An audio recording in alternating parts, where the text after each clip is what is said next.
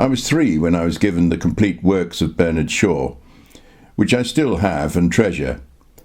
My lovely Aunt Lydia married my equally lovely Uncle Ted in 1949, and where there were duplicates in their combined libraries, they gave one copy away. Many guests who attended the wedding had still not liberated their taste for sugar, which had been held in check for years, and so I was given more cake icing to consume than an infant should.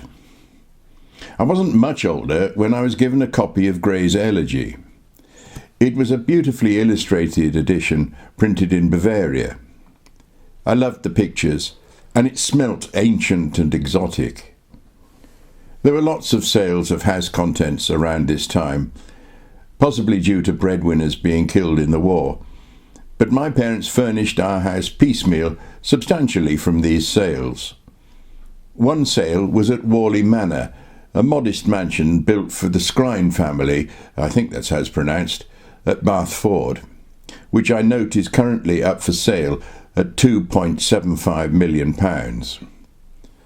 On the day of the sale, the lady in residence, who may well have been a Scrine, took a shine to the solemn little lad my parents had in tow, and gave me the book which I kept carefully and read at intervals for at least 60 years. I hope it's now in a safe place. Its smell never completely faded. Thomas Gray's Elegy, written in a country churchyard, is his most famous poem. Given his ability, his output was slight, which was largely due to fierce self-criticism, apparently. I shan't paraphrase the entire Wikipedia entry on the subject in another attempt at feigning scholarship that won't resist a gentle scratching, but the notes on the man and the poem are worth reading. Like many a sensitive person of his time, Gray hints at the happenstance of fame and talent, without ever going as far as thinking society might be reformed to level the playing fields as democratically as the churchyard earth embraces its corpses. There may be some injustices, but the status quo should remain intact. You've only to look at the French. Elegy, written in a country churchyard. The curfew tolls the knell of parting day. The lowing herd winds slowly o'er the lea. The ploughman homeward plods his weary way, and leaves the world to darkness and to me. Now fades the glimmering landscape on the sight, and all the air a solemn stillness holds, save where the beetle wheels his droning flight, and drowsy tinklings lull the distant folds. Save that from yonder ivy-mantled tower the moping owl does to the moon complain of such as wandering near her secret bower molest her ancient solitary reign. Beneath those rugged elms that yew trees shade, where heaves the turf in many a mouldering heap, each in his narrow cell for ever laid, the rude forefathers of the hamlet sleep. The breezy call of incense-breathing morn, the swallow twittering from the straw-built shed, the cock's shrill clarion, or the echoing horn, no more shall rouse them from their lowly bed.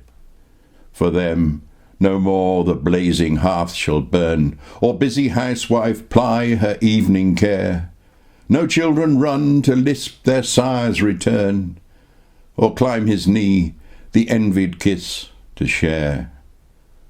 Oft did the harvest to their sickle yield, their furrow oft the stubborn glebe has broke.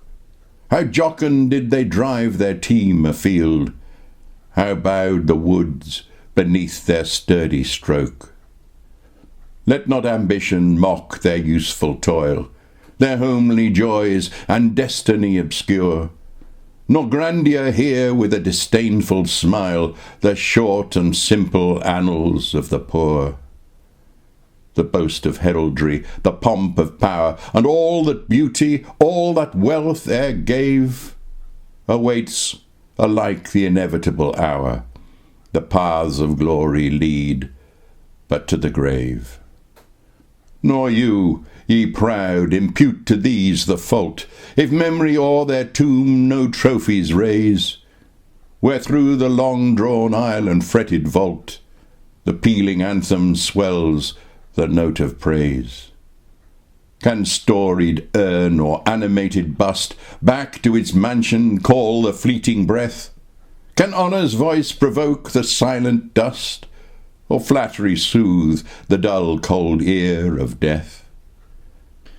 Perhaps in this neglected spot is laid some heart once pregnant with celestial fire, hands that the rod of empire might have swayed, or wake to ecstasy the living lyre. But knowledge to their eyes her ample page, rich with the spoils of time, did ne'er unroll.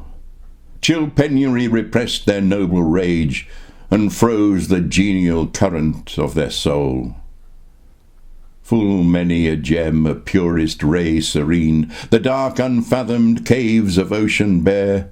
Full many a flower is born to blush unseen, and waste its sweetness on the desert air.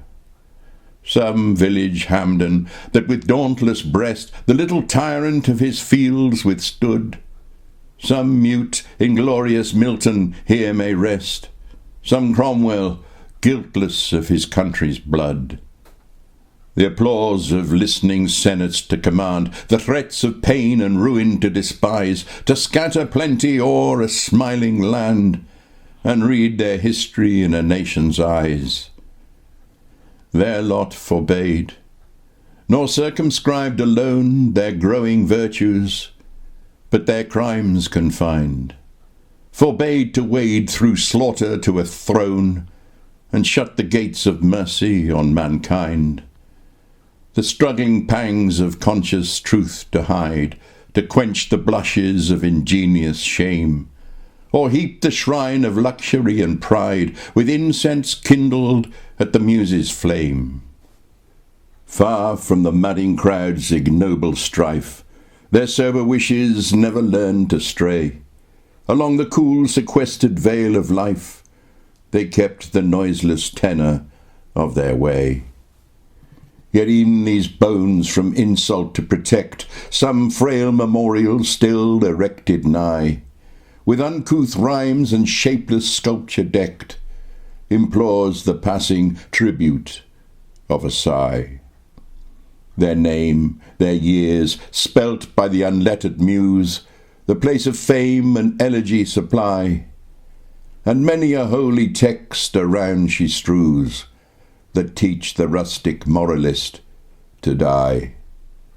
For who to dumb forgetfulness a prey, this pleasing anxious being ere resigned, left the warm precincts of the cheerful day, nor cast one longing, lingering look behind.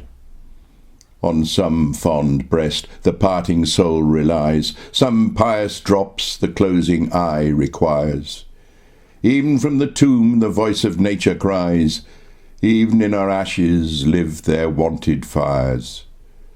For thee, who mindful of the unhonoured dead, dost in these lines their artless tale relate, if by chance, by lonely contemplation led, some kindred spirit shall inquire thy fate, haply some hoary-headed swain may say, oft have we seen him at the peep of dawn, brushing with hasty steps the dews away, to meet the sun upon the upland lawn.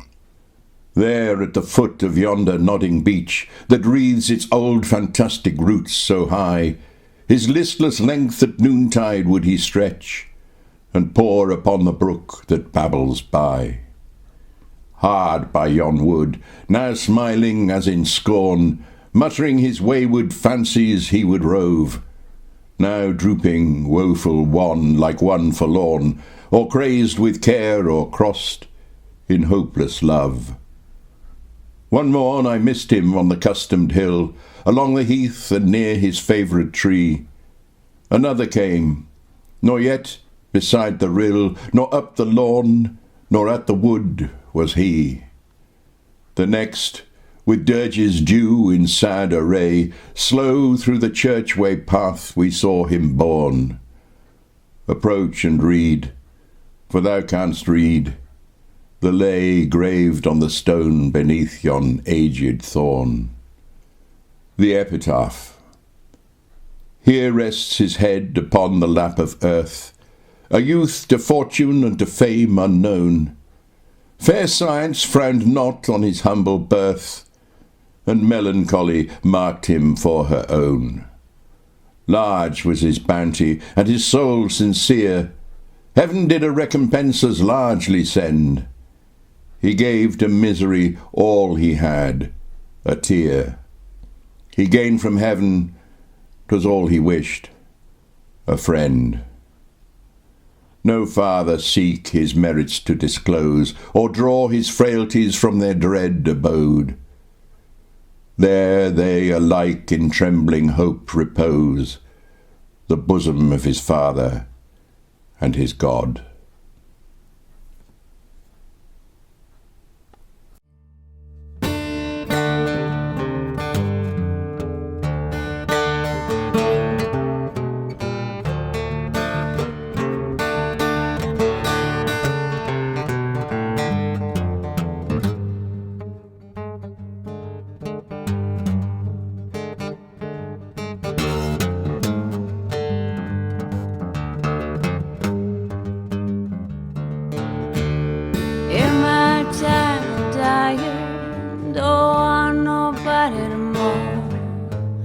All I want for you to do is take this body home.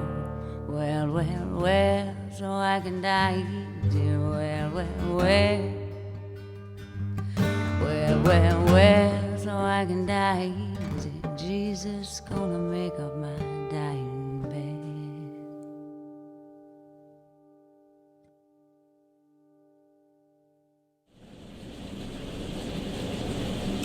I thought you should hear what I have to put up with when trying to record in a downpour. It's better than the heat.